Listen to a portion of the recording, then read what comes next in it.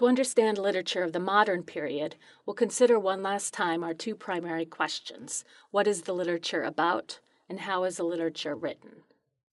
First, let's consider the question, what is modern literature about? The 20th century is broken up into two general literary movements. Modernism covers the first half, and postmodernism the second half.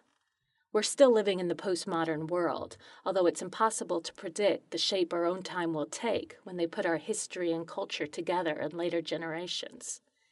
Because we are too close to postmodernism to really cover it well and know the works of literature that will have a lasting impact, our course ends with modernism. The modern world saw the final result of the shifting emphasis from community to the individual that happened over the course of Western history. The focus is entirely on the individual now, so much so that in much of the literature, we see doubt that people can truly connect meaningfully with each other in any way. The modern hero is always isolated. Instead of being the representative of society, he or she is often an outcast, alienated from the rest of society. With this background in mind, we can see more specifics about what literature of the modern period is about. In this time period, the literature often conveys disillusionment, hopelessness, and pessimism. This is particularly true after the World Wars. The idea of a true moral system for the world and for human behavior is pretty much lost.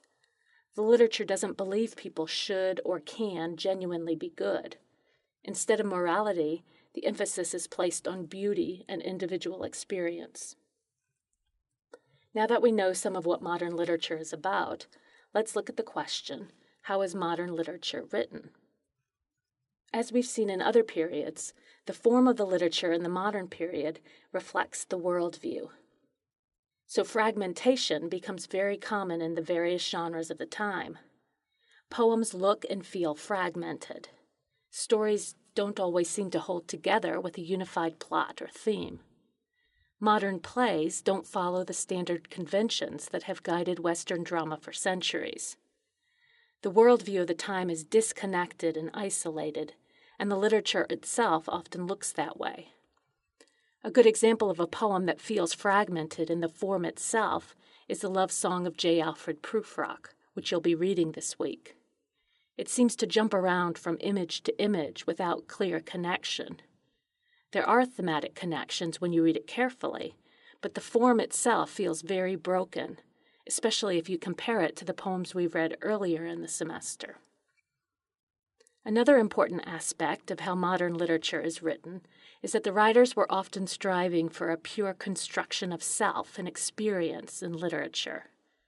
That means they wanted the literature to look and feel the way real life looks and feels. So you have a lot of stories that are written in stream of consciousness, that follow the ramblings of one person's mind in all their scattered and disconnected form.